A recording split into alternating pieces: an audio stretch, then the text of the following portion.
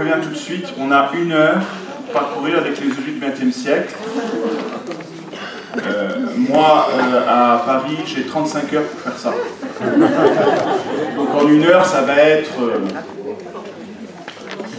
à saut de bouton. Hein. On va faire des choses, n'en faites pas, mais voilà. On va aller à la vitesse grand V. Je ne rentrerai pas forcément dans des détails. Si jamais il y a des questions, on y reviendra tout à l'heure. Bon, après, il y a plein de choses que vous savez déjà, je pense. Hein. Pas de souci. C'est quand même la période qui est la plus proche de nous, donc intuitivement, tout ce que vous pressentez, si vous ne le savez pas, un certain nombre de choses.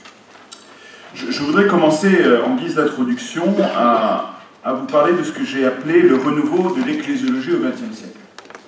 Je ne sais pas si vous vous souvenez de ma première intervention dans ce parcours sur les pères de l'Église l'an dernier. C'est ça, l'an dernier.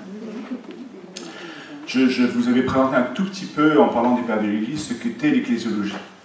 Et je vous avais dit que l'ecclésiologie était une discipline récente, au sens où l'ecclésiologie telle que nous la pratiquons aujourd'hui comme spécialité de la théologie dogmatique, elle apparaît XVIIe et XVIIIe siècle, mais elle ne se développe vraiment qu'au XXe siècle. Ce qui ne signifiait pas, d'ailleurs, je le précisais tout de suite, qu'on ait attendu 20 siècles pour parler de l'Église. On a parlé de l'Église dès le commencement. Mais on n'a pas développé une théologie de l'Église qui se comprend comme Église dans le projet de Dieu de la manière contemporaine avant le XXe siècle. C'est pour ça que le XXe siècle a été caractérisé par de grands théologiens comme Yves Congar comme le siècle de l'Église, parce que c'est sans doute le siècle de l'histoire de l'Église qui a consacré le plus de réflexion au mystère de l'Église. Alors, le XXe siècle, évidemment, ne tombe pas comme un cheveu sur la soupe. Hein. Il est induit par un certain nombre de contextes historiques et théologiques qui conduisent à être ce qu'il est.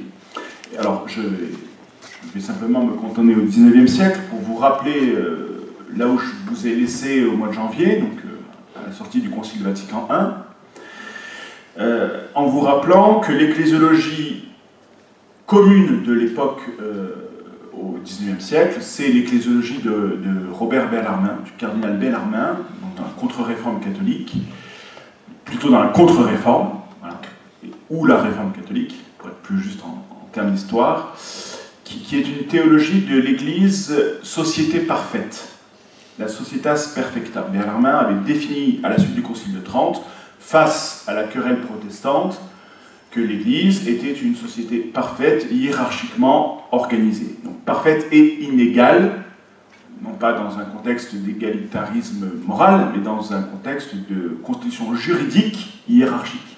Voilà, tout le monde n'est pas sur le même plan. Ce qui avait conduit inévitablement, on l'a vu à Vatican I, à une conception très pyramidale de l'Église, avec une hypertrophie à la fin du XIXe siècle du pouvoir pontifical, qui se traduit par la doctrine de l'infaillibilité. Je ne reviens pas sur ce que j'ai dit, c'était simplement un petit rappel. Un autre contexte qu'il faut comprendre pour savoir comment est-ce qu'on parle de l'Église au début du XXe siècle, c'est de se rendre compte que entre le XVIIe et le XIXe siècle, en fait, l'ecclésiologie va être phagocytée, va être accaparée par le droit canonique. Et on ne va parler en fait de l'Église que essentiellement d'un point de vue juridique, sur les droits, les devoirs, les procédures, ce qu'elle est, ce qu'elle n'est pas, dans l'esprit du droit.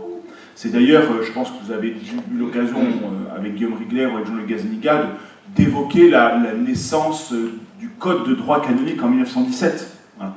Il n'y a pas de code de droit dans l'Église avant 1917, mais il y a un lent processus de décantation qui conduira à la constitution d'un droit. Donc tout ça domine la pensée de l'Église plus que l'ecclésiologie. Jusqu'à ce qu'il y ait un basculement qui va s'opérer à la fin du XIXe siècle, et dont le XXe siècle va être l'apanage, et un basculement qui apparaît en Allemagne, surtout, un petit peu en France, mais surtout en Allemagne, autour de l'école de Tübingen, l'université de Tübingen, qui, en réaction avec ce qu'on appelait l'école romaine, qui a présidé au Concile Vatican I sur l'hypertrophie du pouvoir pontifical, va développer une forme de théologie renouvelée à partir d'un certain nombre de réflexions et de sources. Et parmi les grandes figures de l'école de Tübingen, il y en a une qui m'intéresse particulièrement, c'est un prêtre qui s'appelle Johann Adam Müller. M-O-L-H-E-R. Johann Adam Müller, qui publie en 1827 un livre qui s'appelle L'unité de l'Église. Ce livre, en 1825, il ne sera traduit en français qu'en 1937, soit plus d'un siècle plus tard, par Yves Congar, dans la collection Unam Sanctam qu'il vient de créer, et ce livre sera mis à l'index tout de suite. Tout de suite. Je vous le redirai peut-être plus tard, mais c'est intéressant parce que le livre de Müller, en fait, c'est une réflexion sur ce qu'est l'Église à partir des pères de l'Église. À une époque où on ne fait l'Église qu'à partir du droit et du droit post-tridentin de la contre-réforme. Et du coup, c'est très drôle parce que Yves Congar, si vous lisez son journal de théologien et son journal du Concile, il vous raconte qu'au début de la deuxième session du Concile, quand le pape Paul VI vient de prendre le pontificat, Paul VI envoie son secrétaire incognito voir Congar à son hôtel et lui dit « Le pape voudrait lire le livre de Müller qui est à l'index, est-ce que vous en auriez un exemplaire à lui passer discrètement ?» Ce qui vous montre comment, au Vatican II, ces choses-là vont être réhabilitées et tout va basculer. Voilà, c'est pour vous montrer un petit peu les tensions qui peuvent régner. Donc, autour de Müller à Tübingen, 1825, voilà la définition que donne Müller, une des définitions que donne Müller dans son livre. Il dit « L'Église est la communauté des fidèles réalisée par l'esprit d'amour depuis la Pentecôte. » L'Église est la communauté des fidèles réalisée par l'esprit d'amour depuis la Pentecôte. On est bien loin de la définition juridique du cardinal Bellarmine. L'Église est une société parfaite et inégale. Vous voyez bien la différence.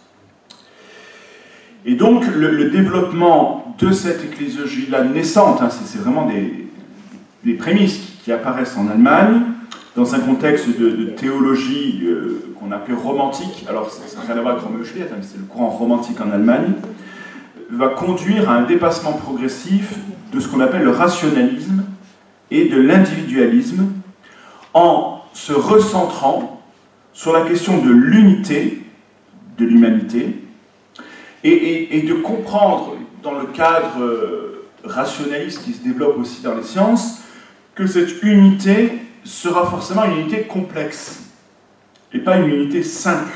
Voilà. Mais donc on commence à entrevoir qu'il puisse y avoir d'autres manières de concevoir l'Église. Donc Müller, que fait-il en fait dans son livre? Il relie les pères de l'Église dans ce contexte du romantisme allemand. Et il va donc du coup imprimer un mouvement qui ne va pas en fait partir tout de suite, mais qui va être marqué dans ses textes. Müller, lui, ne sera jamais vraiment inquiété parce que après la question du Concile Vatican I va monopoliser les idées, mais des gens comme Danielou, comme de Lubac, comme Congar vont le lire au début du XXe siècle. Et vont du coup repartir, c'est-à-dire ce qui a commencé dans les prémices en Allemagne, va être récupéré par la théologie française au début du XXe siècle. Et c'est les Français qui vont devenir, si vous voulez, un peu les moteurs de cette renaissance de l'ecclésiologie.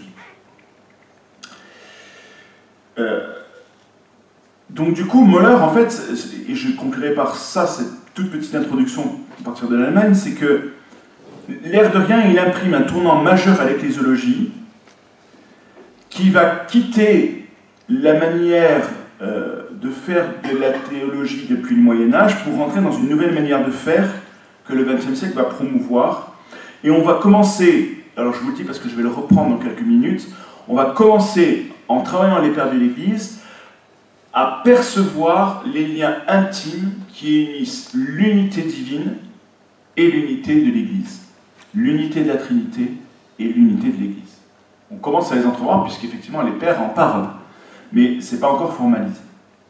Donc voilà pour les prémices du 19e. Et donc on assiste au basculement du 19e-20e siècle, à la naissance de ce que Congar a appelé, je vous l'ai dit, le siècle de l'Église. Et ce siècle, ce 20e siècle, coïncide avec beaucoup de choses. Il coïncide avec la fin de la révolution industrielle, il coïncide avec le développement des sciences et des techniques, et il coïncide, vous le verrez cet après-midi, avec les tensions cléricales, de la séparation de l'Église et de l'État en France, et il correspond de manière plus large en Europe avec ce qu'on appelait la crise moderniste. Vous avez sans doute déjà entendu parler dans l'un ou l'autre bord. Donc la crise moderniste, avec Auguste Comte d'un côté, et l'Église ne va pas être totalement indemne de ça. Par exemple, la question du rationalisme, de la critique scientifique de l'écriture, etc., c'est des questions qui vont tarauder l'Église et qui va la faire plonger dans une crise très très grande, dont le syllabus de Pie IX sera la condamnation. On a vu ça avec le Concile Vatican II. Et donc on est dans la sortie de cette crise moderniste, bien qu'on n'en soit pas encore tout à fait sorti. Et la réaction du corps ecclésial contre le modernisme va se traduire par un renouveau de la foi, un retour à l'étude sérieuse des sources de la foi, et c'est ce qu'on va appeler le triple renouveau de la théologie au XXe siècle. Je vous en ai déjà parlé, il me semble, le triple renouveau, je vous le rappelle, de manière à peu près simultanée, alors simultanée, c'est-à-dire dans les 30 premières années du XXe siècle, va se traduire dans trois domaines de la théologie. Tout d'abord, un renouveau biblique. Un renouveau des études bibliques où on va commencer à prendre au sérieux la lecture scientifique de l'écriture et le symbole de cela, c'est la fondation au début du XXe siècle à Jérusalem par le père Lagrange de l'école biblique et archéologique française de Jérusalem, qui existe encore toujours, qui était un des plus grands lieux bibliques au monde. Le père Lagrange va avoir des difficultés à imposer ça à Rome, enfin, en tout cas à faire que Rome le laisse faire, mais l'acte est posé et on va commencer à traduire l'écriture de manière scientifique, à faire de l'archéologie biblique, à s'apercevoir d'un nombre de choses, et ça va culminer, si vous voulez, dans le magistère en 1942 avec ce grand pape progressiste qui était Pie XII, et je pèse mes mots parce que Pie XII a ouvert énormément de choses dans l'Église. S'il n'y avait pas eu Pie XII, on n'aurait pas eu Vatican II derrière, il faut savoir. Parce que Pie XII, en 1942, publie une encyclique qui s'appelle Divino Afflante Spiritum, qui libéralise les études bibliques et demande à ce que dans les séminaires, on enseigne la Bible à partir de ses sources critiques. Voilà, 1942. Autre renouveau, le renouveau patristique, dont les figures de proue sont en Europe, deux Français, le cardinal, ils n'étaient pas cardinaux à l'époque, ils étaient jésuites tous les deux, le père Jean Danielou et le père Henri de Lubac, qui à Lyon, autour de la faculté de Fourvière, qui est la faculté des jésuites, fondent l'Institut des sources chrétiennes, qui existe encore aujourd'hui, et qui publie cette collection que vous avez sans doute déjà aperçue, qui traduit de manière scientifique les textes des pères de l'Église. Vous avez toujours le texte original en syriaque, en latin, en grec, enfin, dans la langue originale, et en regard la traduction française. Voilà. Et ce faisant, ils vont ouvrir un trésor, tout le trésor du premier millénaire, à des tas de théologiens, de penseurs et de chrétiens qui n'avaient plus les moyens de le connaître, puisqu'ils ne lisaient plus latin ou grec. On les avait, les textes, c'était dans les patrologies grecques et latines de Migne, et personne ne les connaissait, ne les lisait. On va se ressourcer avec toute l'ecclésiologie du premier millénaire, enfin toute la théologie en général du premier millénaire.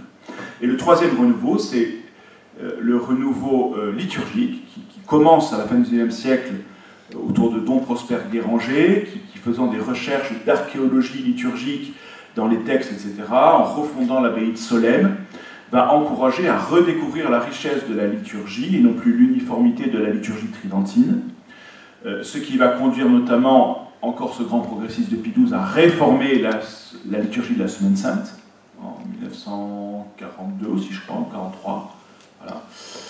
Et où ce mouvement liturgique va permettre de réapproprier finalement la lex orandi, la loi de la prière et la loi de la foi de l'Église. Voilà, la lex orandi, la lex credendi. Et notamment dans ce mouvement liturgique, c'est ce qu'il faut mesurer, parce que ça a son importance, je vais y revenir aussi un peu plus tard, c'est que ce n'est pas seulement des intellectuels renforcent ça. Mais notamment l'apparition des mouvements de jeunesse, et notamment des mouvements de scoutisme dans les années 20, vont obliger l'Église à se questionner sur les questions liturgiques. Pourquoi? Parce que les règles liturgiques de l'époque imposent que pour célébrer la messe, il faut célébrer dans une église sur un autel dûment consacré, et que les scouts, eux, ils veulent célébrer dans la nature, lors de l'encampement. C'est interdit. Alors on va commencer à réfléchir, donc on va faire venir des pierres d'autel, etc. Mais tout ça va obliger l'Église à se ressaisir dans ce que c'est que sa liturgie, et son acte de prière, de l'Église en prière. Donc tout ça amène un foisonnement, si vous voulez, et par ce triple renouveau patristique, théologique, patristique, liturgique et biblique, les grandes sources que sont la tradition à travers la liturgie, que sont la théologie et la tradition à travers les pères, et que sont l'écriture à travers la Bible, vont profondément renouveler la manière de comprendre ce qu'est l'Église, ce qu'est le mystère de la révélation, ce qu'est le mystère de Dieu. Donc tout ça va faire que le XXe siècle va être un foisonnement de renouveau. Et du coup, dans ce XXe siècle qui commence, alors je ne parlerai pas de l'impact des guerres, Guillaume Rigler vous en parlera cet après-midi, je ne peux pas tout faire, mais les guerres ont quand même, enfin la guerre de 14 va réconcilier l'Église de France parce que les prêtres vont mourir dans les tranchées avec les soldats, enfin, ça va toucher aussi la doctrine du purgatoire parce qu'aux glorieux morts de la patrie qui ont souffert les affres de l'enfer dans les tranchées, on ne peut pas imposer les flammes du purgatoire, donc on va quasiment abandonner la théologie du purgatoire à la sortie de la guerre de 14. Il y a des tas de choses qui vont être influencées par les guerres mondiales. Je ne parle pas de la Shoah, etc., enfin, de la question du salut, de la question de la justice, enfin, tout ce qui est derrière. Mais tout ça secoue l'Église en profondeur et la ressente sur l'essentiel. Et du coup, dans ce XXe siècle naissant, je vous disais, on va observer une intensification de la pratique religieuse et de la pratique eucharistique. Et la grande figure de ça, c'est Pie X. Vous ne le savez peut-être pas, mais Pie X, c'est la grande figure, avec les congrès eucharistiques, avec la communion privée. Enfin, c'est quoi la communion privée? C'est cette hérésie française. C'est que le pape Pie X, il dit, il y en a marre d'attendre que les enfants aient 14 ans pour les faire communier. Il faut les faire communier dès qu'ils le peuvent, c'est-à-dire dès qu'ils ont l'âge de raison, à 7-8 ans. Et Pie X impose la communion très tôt. Alors comme les Français sont encore un peu jansénistes et un peu mieux que les autres, ils vont dire non mais on va obéir au pape parce qu'il faut obéir au pape, donc on va faire une communion privée, donc ils reçoivent le protestant, et puis après ils la recevront plus jusqu'à la communion solennelle à 14 ans. Donc en fait on observe la loi du pape, mais on garde l'esprit janséniste. Voilà d'où vient la question de la communion solennelle, qui est une hérésie en fait liturgique. Donc ça va perdurer, hein, tout ce n'est pas voilà. Et encore aujourd'hui, la profession de foi est nettement plus importante pour des têtes de famille que la confirmation. On n'a pas encore tué, le corps bouge encore. Mais c'est typiquement français, vous n'avez pas ça en Allemagne, vous n'avez pas ça en Angleterre, vous n'avez pas ça en Italie, vous n'avez pas ça en Espagne. C'est typiquement français. Une question, je ne m'attarde pas là-dessus. Et donc du coup, dans cette intensification de la pratique, va émerger une nouvelle notion, alors qui n'est pas nouvelle dans la réalité, mais qui est nouvelle dans la conscience qu'on en a, c'est la notion du laïcat. C'est la notion du laïcat qui émerge comme cette masse de fidèles qui en fait a quelque chose à faire et à dire à l'Église. Et ça vient pourquoi? Parce qu'en relisant les pères de l'Église, la vocation baptismale, on découvre les notions de peuple de Dieu, de corps du Christ, de temple de l'Esprit, qui sont les images que les pères emploient pour parler de l'Église. C'est là où Müller revient en masse. Parce qu'on voit bien que ce que Müller a lu chez les pères, c'est effectivement chez les pères. Et que pendant plus de 1000 ans, c'est-à-dire dans la plus grande partie du temps de l'Église, on n'a pas fonctionné comme on fonctionne au XIXe siècle. Et ça, c'est une prise de conscience qui est majeure. Et à la longue, non seulement la compréhension de l'Église va se transformer, alors entendez, la compréhension que l'Église a d'elle-même va se transformer, mais en même temps, la pratique que les gens vont avoir de l'Église, c'est-à-dire de leur vie commune, va changer. Et ça se traduit par quoi? Ça se traduit dans la relation que l'Église entretient avec le monde. Parce que si les guerres mondiales, si la crise moderniste a bien montré quelque chose, c'est que l'Église, elle n'était pas hors sol. Et qu'elle était dans le monde, en prise avec ce monde, et que c'est ce monde que Dieu voulait transformer en royaume des cieux. Donc, je pense qu'avec la doctrine sociale, vous avez vu comment l'Église, dès le 19e, mais surtout le 20e siècle, va se réapproprier cette question de la relation au monde. On pourrait le voir dans plein d'autres volets de l'Église et de la théologie.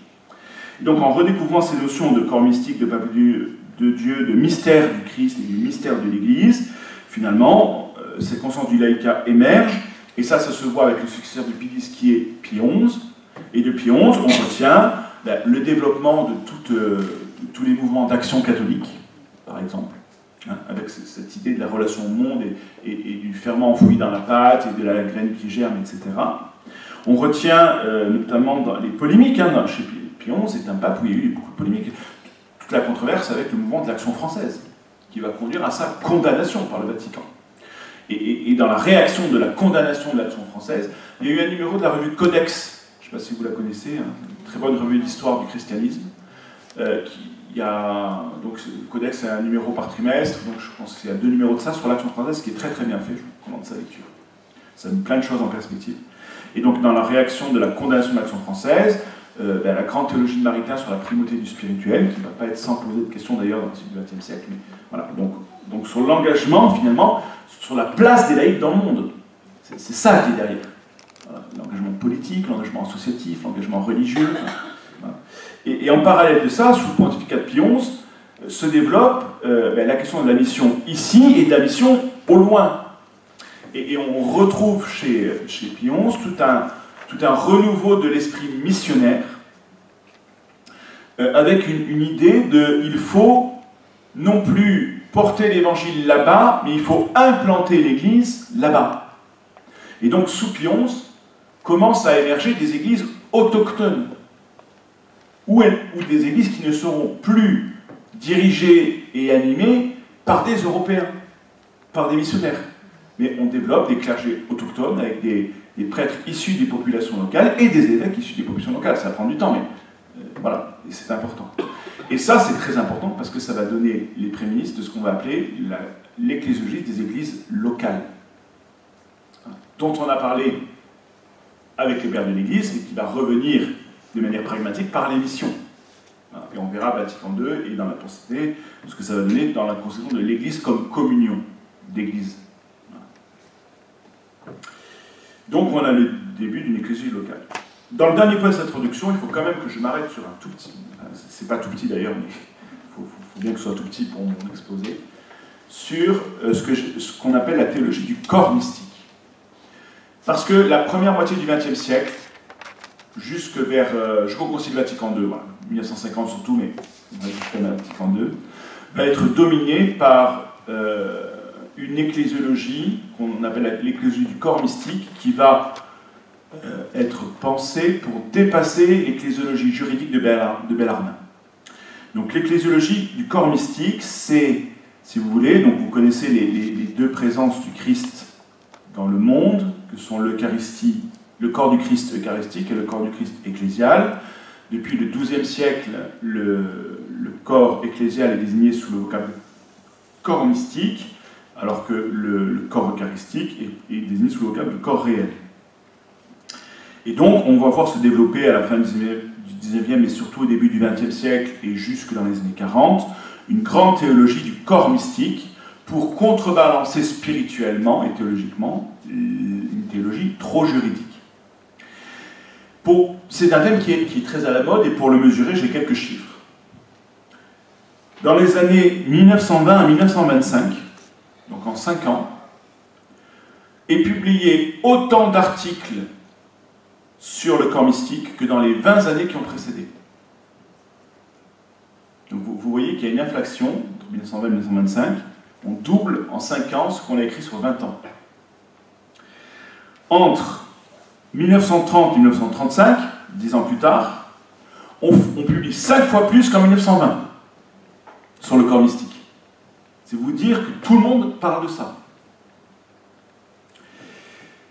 Et donc, en empruntant cette pente christologique, puisqu'on va parler du corps du Christ, donc c'est une pente christologique dans l'ecclésiologie, on va tenter de dépasser l'étroitesse de la conception apologétique de l'Église, qui était là pour être défendue, ou des traités sur la simple hiérarchie de l'Église, pour en arriver à une conception de l'Église qui est théologique, c'est-à-dire qui est une logique de Dieu.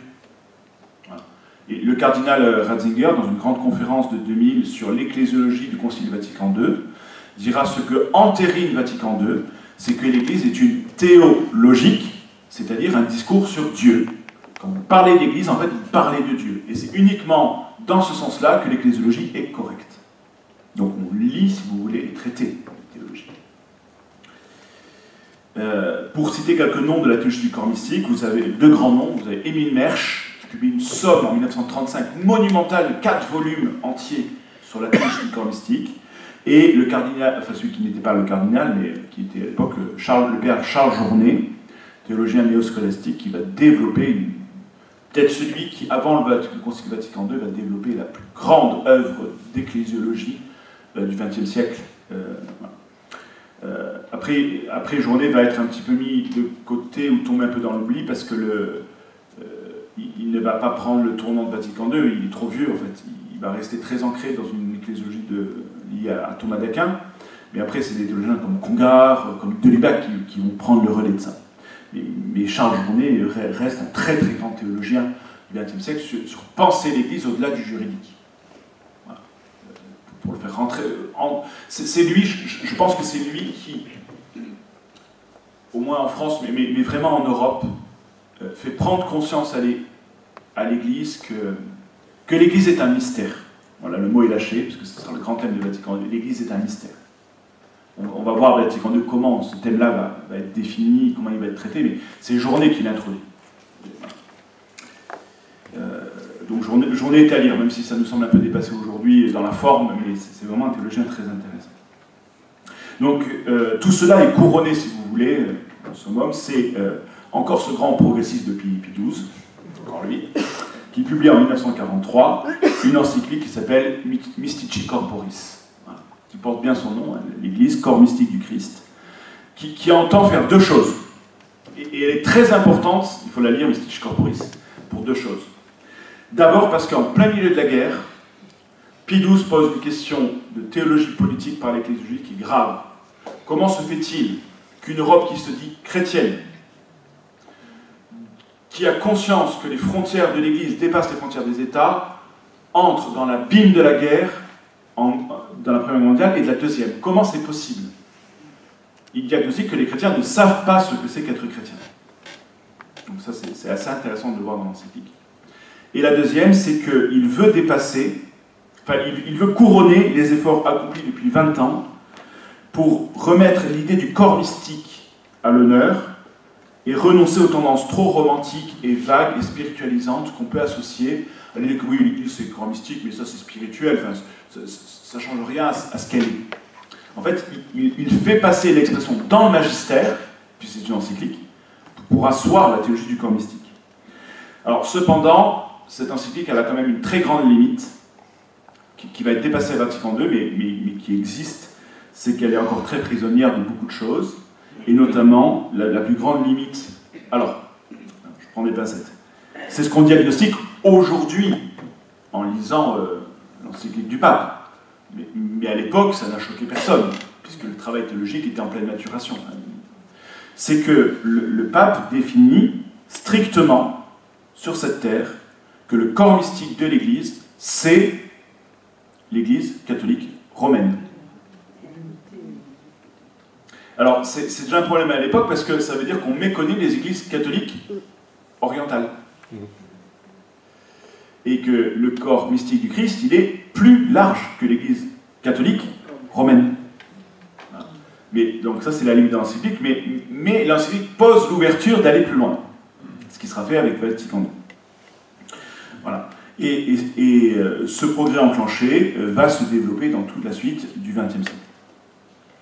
J'ai jusqu'à quelle heure, Thierry? Jusqu'à midi? Oui. D'accord. Donc voilà globalement ce que je peux vous dire sur la première...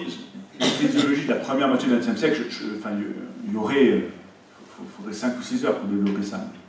C'est passionnant, en fait. Je m'arrête là pour la première partie. Parce qu'il faut que je vous parle de l'événement majeur du XXe siècle en théologie et en ecclésiologie, qui est le Concile Vatican II. Enfin, forcément. Donc ça va être un peu le gros du morceau. Petite transition rapide quand même. Ce triple renouveau de la théologie ne va pas aller sans problème. Évidemment, l'Église est une institution qui a beaucoup d'inertie, etc. Et les gens qui vont la secouer vont peut-être aller beaucoup trop vite, beaucoup trop fort, et du coup il va y avoir une tension. Ces tensions s'expriment comment ? En France, hein, je vais dire, bon, chose. La condamnation des prêtres ouvriers, c'est avant le concile. Hein. La condamnation des prêtres ouvriers, c'est avant le concile. Ouais. Donc la condamnation des prêtres ouvriers, il y a qui essaye de vivre un rapport au monde différent. Hein. C'est ça qui est derrière. D'accord ? C'est pour ça que c'est lié. La condamnation de Yves Congar et d'Henri de Lubac au silence, avec interdiction d'écrire, de publier et d'enseigner. Parce voilà, la condamnation du père Chenu, dominicain aussi, voilà.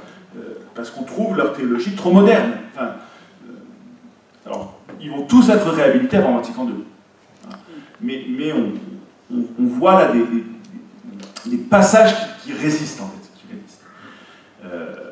La grande force de ces théologiens, c'est le sérieux de leur travail. Ils sont sûrs d'être dans la vérité, parce que leur méthodologie les fait travailler les pères. Enfin, ils sont sûrs d'eux parce qu'ils ne parlent pas de rien. Et c'est leur sens de l'Église. C'est leur grand sens de l'Église. Ils ont accepté leur condamnation, certains avec plus de facilité que d'autres, mais ils ont vécu ce temps de silence comme, si vous voulez, le passage au creuset. En se disant, si nous avons raison, l'Église le comprendra. Ils n'ont pas fondé une nouvelle Église. Ils ne sont pas partis. Voilà. Ils ont travaillé de l'intérieur. Alors, pour vous faire rire et pour détendre l'atmosphère, le père Congar raconte que lorsqu'il est convoqué au Saint-Office à Rome, où on lui signifie l'interdiction d'enseigner, en sortant, il va uriner sur la porte.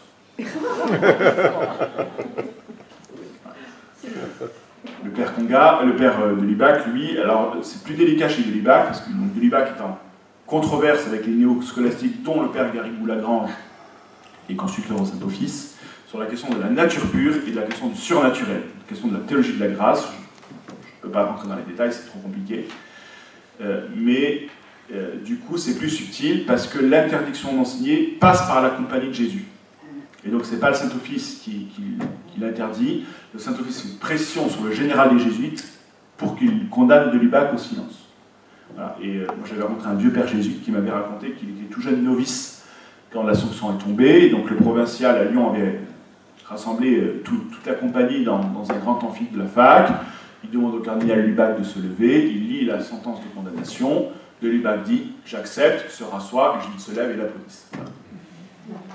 Deux manières de réagir. Voilà. Mes deux grands penseurs qui vont être les artisans de Vatican II. Donc j'arrive à Vatican II. Alors, là aussi, il faudrait plusieurs heures pour parler de Vatican II, mais qu'est-ce que je peux vous dire dans l'angle qui m'intéresse? D'abord que l'événement conciliaire en lui-même est important parce que ce sera dans l'esprit de Jean XXIII un concile qui doit parler de l'Église et qui doit parler de l'Église dans sa nature et dans son rapport au monde. Quand Jean XXIII convoque le concile alors que personne ne l'attend, enfin quand je dis personne ne l'attend, c'est pas tout à fait vrai, parce qu'il y a une idée qui germe assez vite à la fin du pontificat de Pie XII, mais on pense que Pie XII est trop vieux pour le faire, c'est d'achever Vatican I. Donc on voudrait réunir un concile pour finir ce que Vatican n'avait pas pu finir. Donc du coup, l'idée d'un concile traîne encore un peu dans les idées, mais un concile qui n'aurait pas du tout été compris comme Jean XXIII va le vouloir. Donc Jean XXIII surprend tout le monde à Saint-Paul-hors-les-Murs, le 25 janvier 1959, lorsqu'il décrète, sans avoir prévenu personne, hormis son secrétaire, qu'il convoque un concile général. Voilà. Et donc, il le veut, il lui assigne le projet de travailler sur l'Église, de travailler sur la pastorale, sur le rapport au monde, et d'ouvrir les portes et les fenêtres. Vous connaissez cette maxime qu'on dit à Jean XXIII, un jour on lui demande « pourquoi il faut faire un concile? Il va à la fenêtre, il ouvre la fenêtre, il dit voilà, c'est un peu d'air frais dans l'église. En fait, c'est cet aggiornamento qu'il veut pour équiper l'église finalement des moyens d'annoncer Jésus-Christ au XXe siècle. Et donc, le concile lui-même va être à double niveau un concile ecclésiologique majeur, parce qu'il traitera de plus qu'aucun autre concile dans l'histoire des conciles de ce qu'est l'Église, on va le voir, mais parce que l'expérience de l'Église que va être le concile pour ces évêques-là, et pour le peuple de Dieu en général, va être décisif. Il ne faut pas minorer l'expérience conciliaire. Voilà. Et cette volonté du pape Jean XXIII, on va avoir peur qu'elle disparaisse avec sa mort à la fin de dans l'intercession entre la première et la deuxième session, mais elle va être vite confirmée par Paul VI. Jean Guiton disait que le concile était un gros avion, un gros porteur que le pape Jean XXIII a fait décoller, mais que Paul VI a su faire atterrir sans encombre. Je disais quoi? Oui, voilà. Et notamment la grande encyclique de Paul VI, Ecclesiam Suam en 64, pendant le concile. Magnifique Ecclesiam Suam. Il faudrait que tous les chrétiens aient lu Ecclesiam Suam. Vous devez avoir lu Ecclesiam Suam avant l'été. Sur l'Église qui se fait conversation avec le monde. Voilà. Donc Paul VI va confirmer l'élan et le pressentiment de Jean XXIII, mais je veux bien que vous compreniez que c'est pas dans la tête des hommes, c'est un mouvement qui a saisi l'Église et c'est un rouleau compresseur qui est en train de se déployer. Voilà. Et en fait les papes et les pères du concile ne font que consentir à ce mouvement et l'homologuer, mais en fait c'est plus large qu'eux. Alors, pour aborder la question du concile, je vais vous raconter rapidement l'histoire de la rédaction du texte, du grand texte sur l'Église, qu'est Lumen Gentium. Pour vous faire comprendre un petit peu ce sentiment de l'expérience conciliaire et du fond du texte. Après, alors, comment ça se passe? Je vais essayer de faire en 10 minutes. Vous êtes prêts? Tout ce que je vous dis là se retrouve très facilement dans des bouquins, donc même si vous ne prenez pas tout en note, c'est pas grave. Je préfère que vous compreniez, plutôt que vous ayez les faits. Les faits, on les retrouve facilement dans les livres, je vous les donnerai. Donc, après la convocation de Jean XXIII, d'une grande convocation mondiale lancée dans tous les diocèses du Concile, on va lancer une grande concertation mondiale à tous les diocèses du monde pour demander sur papier libre aux évêques de quoi voulez-vous que le Concile traite. De toutes les réponses renvoyées au Vatican, on en fait 15 volumes. C'est énorme. Les points communs sont les suivants. Nécessité de compléter et d'intégrer Vatican I dans un discours plus général sur l'Église. Je vous rappelle que Vatican I avait prévu un texte sur l'Église qui n'a pas pu être élaboré à cause de la séparation du Concile suite à l'entrée des troupes italiennes dans Rome. On veut un véritable texte doctrinal sur la nature de l'Église et un autre sur la mission de l'Église. Le 5 juin 1960, le pape constitue la commission théologique préparatoire qui va devoir préparer les schémas qui vont être discutés au Concile. Elle est présidée par, évidemment, le préfet du Saint-Office, puisque la congrégation de la foi n'existe pas encore, ça s'appelle encore le Saint-Office, qui est le cardinal Ottaviani, dont la devise épiscopale vous dit sa position ecclésiologique, devise qui s'intitulait « Semper idem ». Toujours constant, toujours pareil. Donc bon, ça montre le côté révolutionnaire de cette devise. Je nuance, parce que autant Ottaviani va être la figure de proue avec l'archevêque de Gênes, le cardinal Siri, du non-changement, autant ils ont mis en œuvre le concile sans aucun problème quand les textes ont été votés. Parce qu'on peut dire ce qu'on veut de la minorité au concile conservatrice, à la différence de nos conservateurs aujourd'hui, c'est que ces évêques qui ont voté contre, une fois que ça a été voté, ils l'ont mis en œuvre. Et ça, c'est un sens de l'Église qu'aujourd'hui, nos traditionalistes n'ont plus. Il y aura une très belle conférence, un très beau livre à faire sur la mise en œuvre du concile par les évêques qui avaient voté contre. Je pense qu'il y aura un très très beau travail de théologie à faire. Si vous voulez faire une thèse ou un mémoire d'ecclésiologie, là il y aurait un petit truc à faire. Ça n'a jamais été fait à ma connaissance. Il y a une interview, je perds du temps mais c'est pas grave, c'est important. Il y a une interview qui a été donnée par Ottaviani. Alors ça je l'ai appris parce qu'il y a un petit livre que Christine Pedotti a écrit qui s'appelle La bataille du Vatican, qui est un livre sous la forme d'un roman qui raconte le concile au jour le jour, et Christine a travaillé, alors ça se lit comme un roman policier, et elle a travaillé à partir des journaux des pères conciliaires. Donc tout est sourcé, le travail est très sérieux, mais ça se lit très très bien. Et dans la préface, elle nous explique comment elle a travaillé, et elle cite, elle dit qu'elle a eu beaucoup de sentiments pour cette vieille garde conservatrice, à cause de ce que je viens de vous dire. Et elle cite une interview d'Ottaviani dans l'Avvenire, dans lequel il dit, c'est juste après le concile, il dit « Pendant plus de 20 ans, j'ai été le carabinier posté en sentinelle, le gardien intransigeant du dogme, pour être sûr que l'Église ne faiblisse pas. Mais si maintenant c'est l'Église elle-même qui me demande d'exprimer dans un langage nouveau ce qu'elle a toujours cru, je le ferai aveuglément comme l'aveugle que je suis. » Puisqu'il était en train de devenir aveugle. C'est une très belle phrase spirituelle, il faudrait la méditer. Donc il ne faut pas les taxer trop vite de rétrogrades, ces gens-là. C'est des gens qui étaient pétris quand même d'un amour de l'Église, qui faisaient partie du jeu. Ben, je passe là-dessus.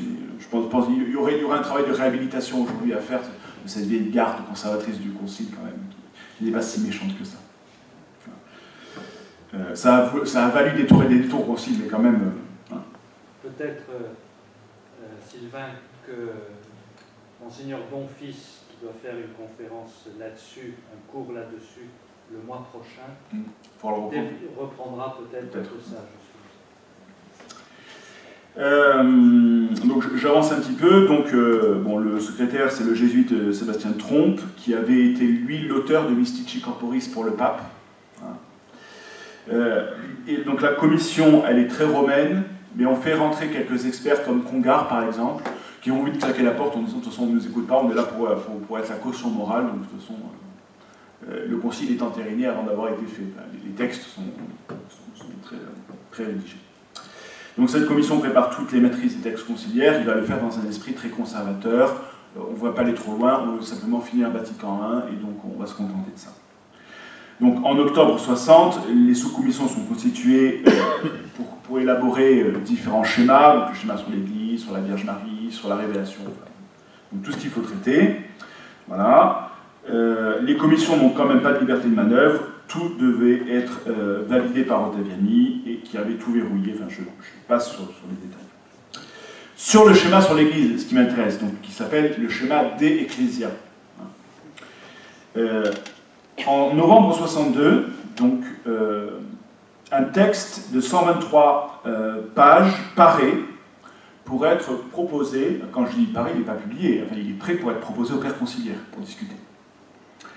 Et donc, en novembre 62, on est dans la première session du concile. Alors, la première session, il faut que je vous en dise un tout petit mot quand même, parce que... Comment je vais vous le dire simplement pour vous faire comprendre. Il y a un événement qui est purement symbolique, mais qui va vous faire comprendre ce que va être le Concile Vatican II. Lors de la première séance du Concile, donc après la messe solennelle, l'ouverture, etc., on doit élire, les pères doivent se répartir dans les commissions de travail. Et donc là, pour gagner du temps, parce qu'ils sont quand même très nombreux, la commission de préparation du concile a été très prévoyante, elle a fait des listes. Elle a dit, ben voilà, il faut mettre le père Intel là-dedans, etc. Vous avez qu'à recopier et ça ira très bien. Bon, les évêques qui sont des braves petits consciencieux, ben, prennent, ben, voilà, puisque le cardinal nous le dit, donc ils commencent à recopier. Voilà. Et puis là, le cardinal Liénard, archevêque de Lille, c'est encore un français, ça va nous faire bien voir au concile, c'est pas grave, prend la parole.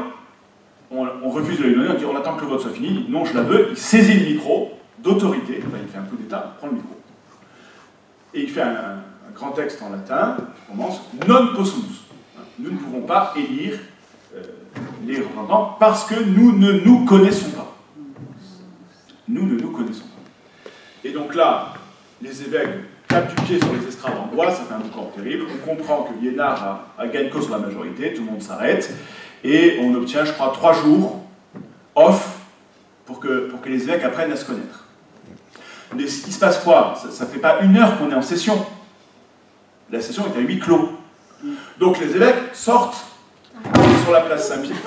Et sur la place Saint-Pierre, qu'y a-t-il? Il y a des journalistes du monde entier qui attendent d'être reçus par le pape qui devait donner une interview. Et là, les journalistes voient les cardinaux sortir, enfin les évêques cardinaux sortir, mais qu'est-ce qui se passe, etc. Et ils sautent sur les cardinaux. Et les évêques font ce qu'ils n'avaient pas le droit de faire. Eh bien, ils parlent, ils racontent ce qui s'est passé. Sauf qu'ils sont tenus au secret conciliaire. Et ils disent, voilà ce qui s'est passé. Et si vous voulez ça va transformer les choses parce que l'opinion publique s'invite au concile.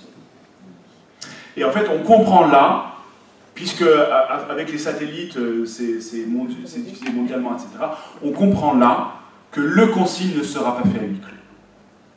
Pourquoi? Parce que les évêques vont parler entre eux, vont échanger. Quand ils vont rentrer dans leur diocèse, ils vont faire des comptes rendus.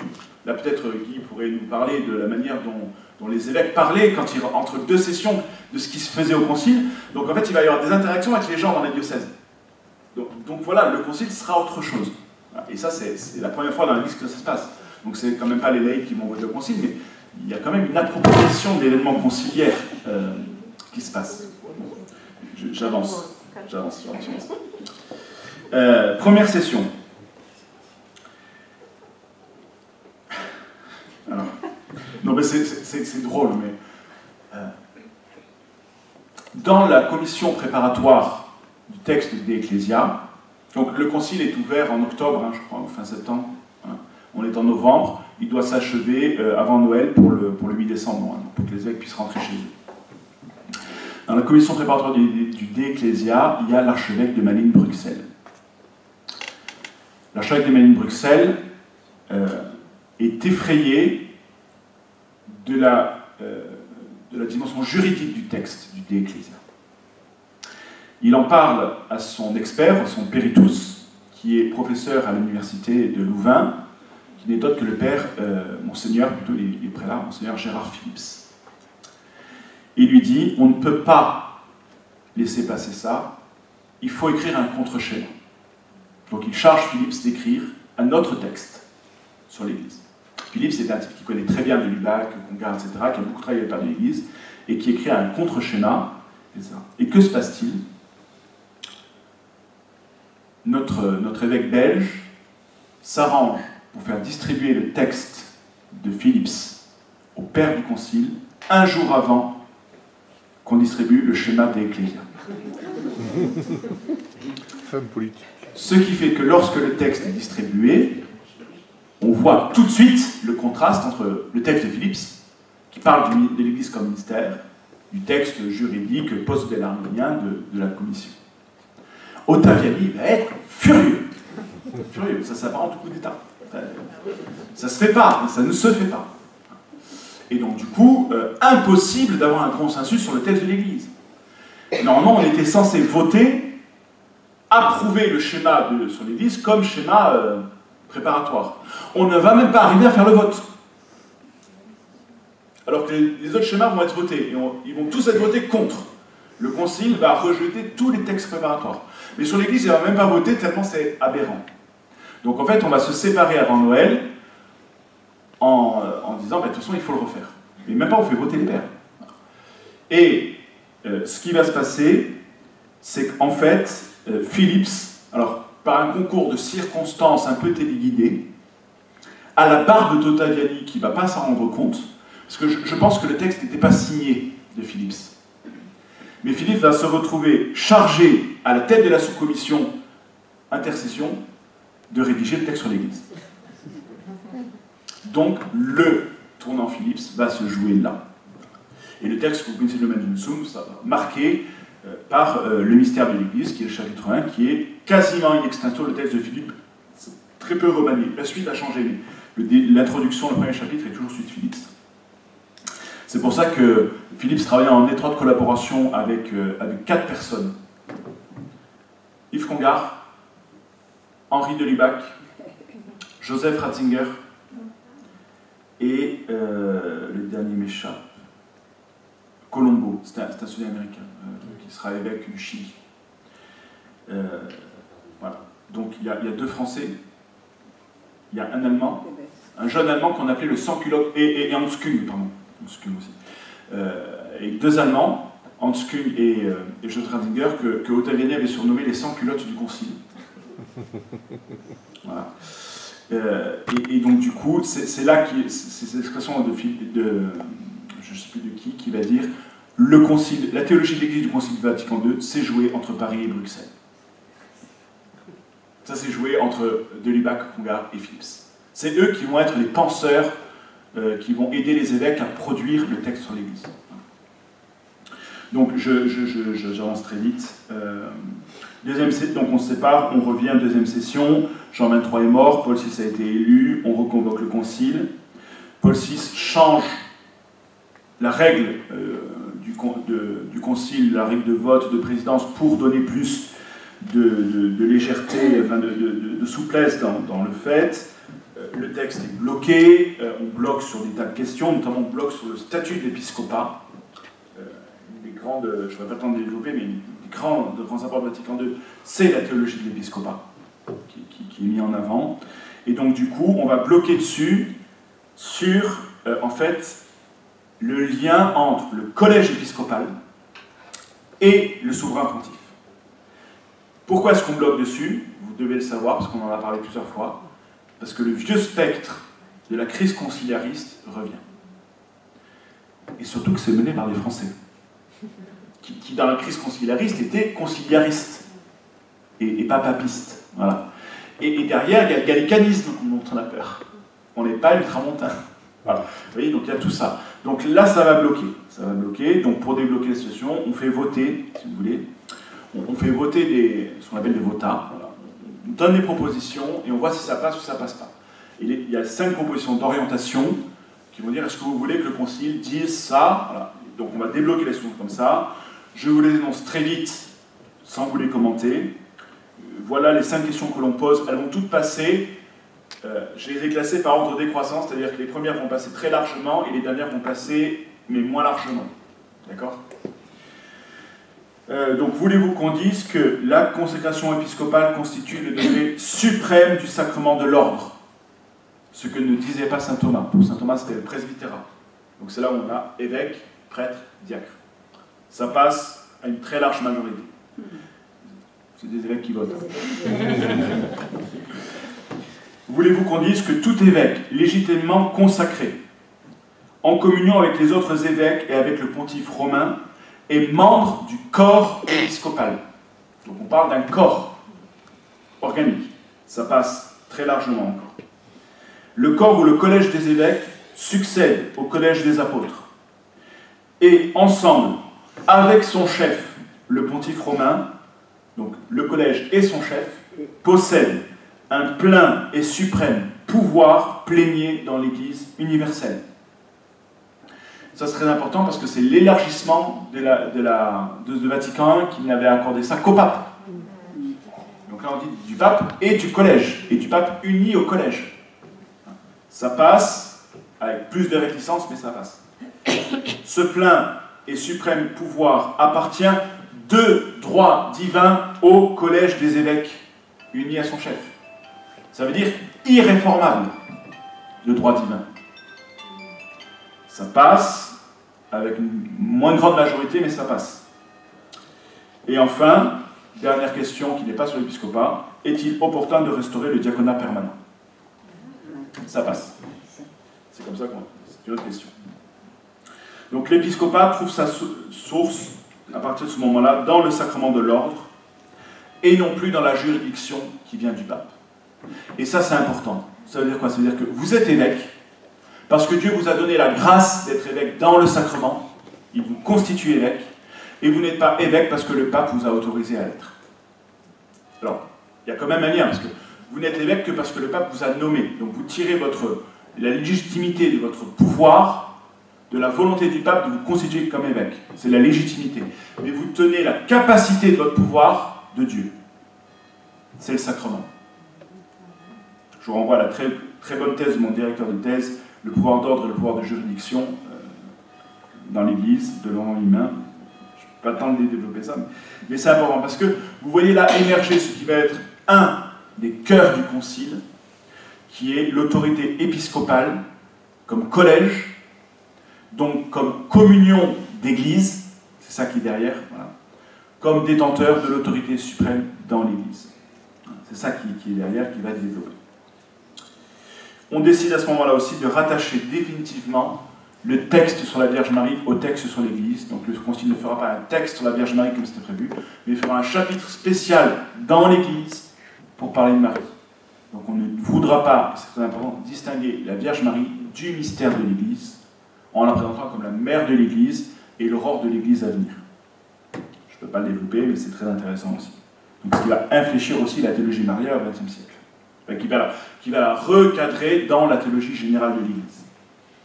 Et donc on se sépare, troisième session en 64, on amende le nouveau texte, reblocage majeur,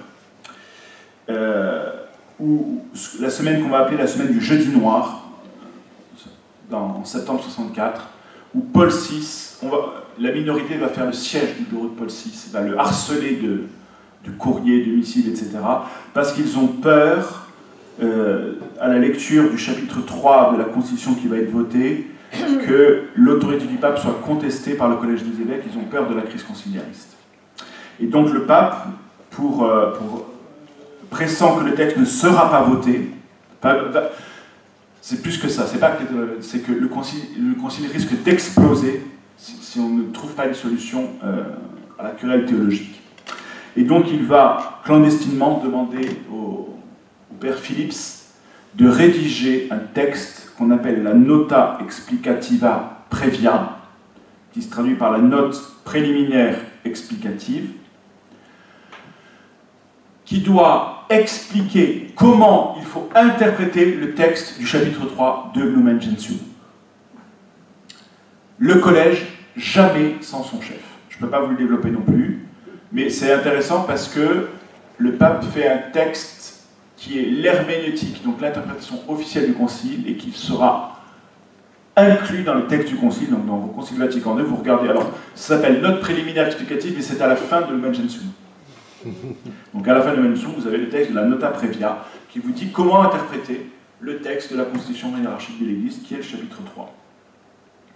Je vous en donne le résumé, parce que je ne peux pas le développer, mais j'ai fini mon temps et j'ai jusqu'à la moitié de l'exposé, mais c'est pas grave. Ce texte permet de rallier la minorité hostile. Il n'y a pas de bicéphalité dans l'Église, il n'y a pas deux têtes dans l'Église, le pape et les évêques. Il n'y en a qu'une, qui est le pouvoir plénier du collège, qui est toujours présidé par le pape. Le collège ne peut rien faire sans le pape. Alors que le pape peut, dans certains moments, agir sans le collège. Mais le collège ne peut jamais agir sans le pape. C'est cette doctrine-là, mais bon, tant pis, je ne pourrais pas vous le développer, mais qui est à l'origine de tout ce que vous connaissez aujourd'hui, des conférences épiscopales, de ce que le pape François appelle aujourd'hui le magistère ordinaire des évêques. Voilà. Et de ce qui est les prémices de ce que le pape voudrait arriver à développer. Je ne sais pas s'il arrivera ou si ça sera comme ça, mais le pape avait évoqué qu'il aimerait avoir des patriarcats développés, voilà. Pour décentraliser, si vous voulez, la question de l'administration de l'Église, de grands patriarcats dans le monde qui puissent être des lieux de dissertation et d'adaptation de la discipline et de la politique, pas de la foi, de la discipline de l'Église en fonction des besoins locaux. Voilà. Mais on ne pourra pas le développer. Mais donc, voilà, suite à cela, le texte est voté le 19 novembre 1964 sur 2145 votants, 2134 pour, et le reste indécis. Et au vote solennel le 21 novembre, on a sur 2145, on a 2200. Pardon. On a plus de votants au vote final, parce qu'il y en a qui sont arrivés, qui étaient malades, etc. On a 2245 votes pour et 5 votes contre. Dans le vote contre, vous avez l'illustre Monseigneur Lefebvre. Ah non, pardon, je dis une bêtise. Monseigneur Lefebvre a voté pour. C'est pour ça qu'après, quand il va dire non, on va lui dire mais vous avez voté pour. Voilà, Monseigneur Lefebvre vote pour, j'avais travaillé ça. Donc la Constitution est promulguée par Paul VI en 64.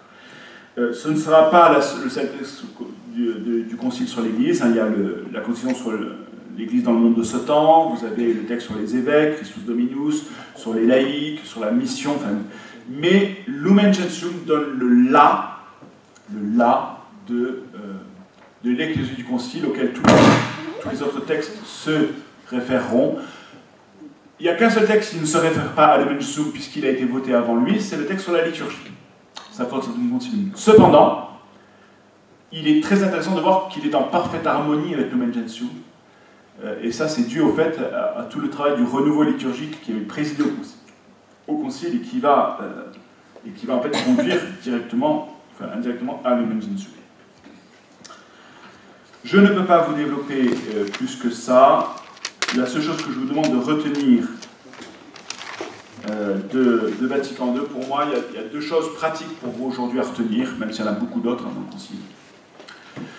C'est que l'Église est un mystère. L'Église étant dans le Christ en quelque sorte le sacrement, c'est-à-dire le signe et l'instrument de l'union intime avec Dieu et de l'unité de tout le genre humain. Lumen Gentium 1. Je vous encourage, si vous n'avez pas le courage de lire tout le Concile, de lire tous les numéros introductifs des grandes constitutions dogmatiques. Il y a tout dedans. L'Église est un mystère au sens où elle est une réalité révélée par Dieu pour notre salut.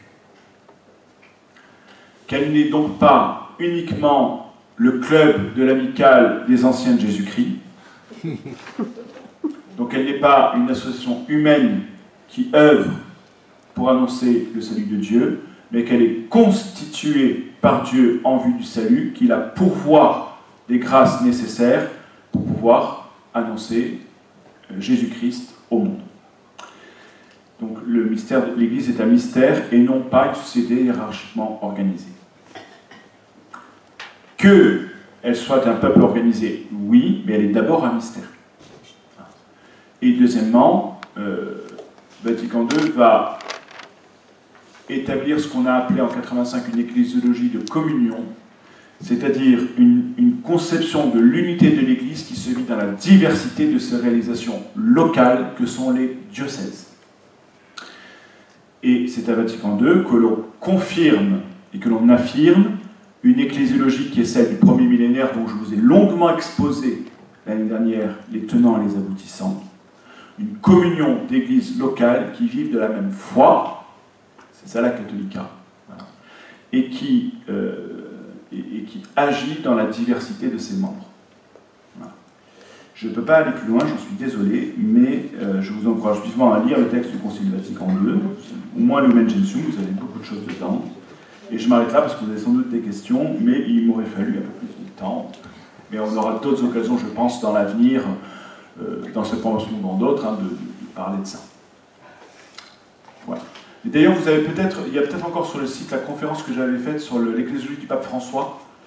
Je ne sais pas, c'est encore disponible, mais si elle est disponible, écoutez-la parce que je reprends beaucoup de choses là-dedans, donc ça complétera bien. Voilà. Elle est sur le site des formations permanentes. C'était une conférence il y a 3 ans, je crois, maintenant 4 ans peut-être. Non, 3 ans. 3 ans, ouais, 3 ans. Voilà. Où je reprends toute l'exégèse de Vatican II pour montrer comment le pape la reprend en main pour la mettre en œuvre dans ce qu'elle n'avait pas été encore mise en œuvre. Donc regardez là, ça dure 1 heure, c'est pas très long. Est-ce que vous avez des questions qui vous brûlent les lèvres? Si vous voulez lire l'histoire du Concile, il y a une très belle histoire faite par John O'Malley, oui, qui s'appelle L'événement Vatican II, une très grande vulgarisation de ce qu'est Vatican II dans le fond et dans la forme. C'est un peu technique parce que c'est un livre de théologie. Si vous voulez lire un livre plus d'histoire pour vous alimenter, lisez La bataille du Vatican de Christine Pedotti. C'est très très bien documenté. Moi j'avais travaillé sur le manuscrit avec elle, il n'y a pas d'erreur. C'est vraiment plus grand public là pour le coup. Sinon vous avez un petit livre qui s'appelle Le Concile Vatican II tout simplement, qui est très bien aussi, qui est fait par Daniel Moulinet qui est prof à Lyon. Où là vous avez les grands textes Vatican II qui vous sont présentés et c'est très accessible aux éditions de l'Atelier. Et vous avez, alors ce sera la conclusion, puisque je crois que le parcours d'histoire de l'Église se finit cette année, vous avez le très grand livre de Yves Congar, qui est très érudit, qui est un peu difficile à lire, mais qui se lit bien en fait, globalement, qui s'appelle «L'Église de Saint-Augustin à l'époque moderne», donc, qui est un parcours d'ecclésiologie depuis Saint-Augustin jusqu'à Vatican II. Voilà. C'est là-dedans que j'ai épuisé beaucoup de choses. Voilà. N'hésitez pas à le lire, ça se lit très bien. C'est réédité régulièrement au Cerf. Voilà. Yves Congar, l'Église de Saint-Augustin à l'époque moderne. C'est un livre des années 60, fin des années 60, début 70. Donc la période 20e siècle et Vatican II est très peu traitée puisqu'il est en plein dedans, mais tout le reste, on n'a pas fait mieux pour l'instant dessus. Merci à tous.